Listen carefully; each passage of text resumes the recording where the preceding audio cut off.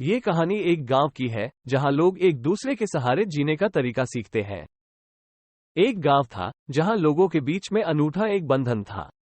यहाँ के लोग एक दूसरे के साथ मेहनत करते, सहायता करते और एक दूसरे के साथ खुशियों और दुखों को बांटते थे। इस गांव की कहानी बहुत ही अनोखी थी। एक बार गांव में एक नया आदमी आया।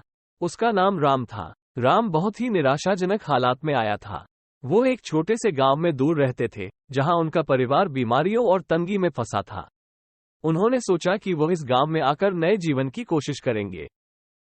राम गांव में आकर एक आदर्श बनने के लिए प्रयास करने लगे।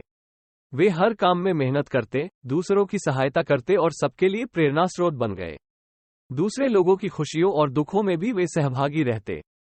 एक बार गांव में बड़ा दुख का समय भी आया जब गांव के मुखिया का बेटा अचानक बीमार पड़ गया। उसकी स्थिति गंभीर थी और उसके परिवार को इलाज के लिए पैसों की आवश्यकता थी। लेकिन गरीबी के कारण परिवार के पास इतनी धनराशि नहीं थी।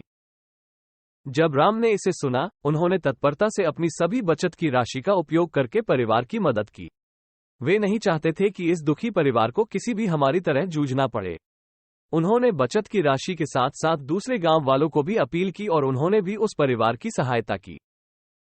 इस आपातकाल में गांव वालों ने एक बड़ी टीम बना ली। सभी ने मेहनत करके और अपने संगठन के साथ मिलकर इलाज के लिए पैसे इकट्ठा किए। थोड़े समय के बाद बेटे का इलाज हुआ और वो पूरी तरह स्वस्थ हो गया।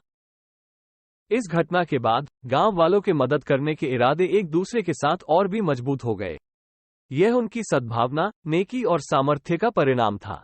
वे सभी ने समझा कि दूसरों की मदद करके ही हमारा असली लक्ष्य पूरा होता है।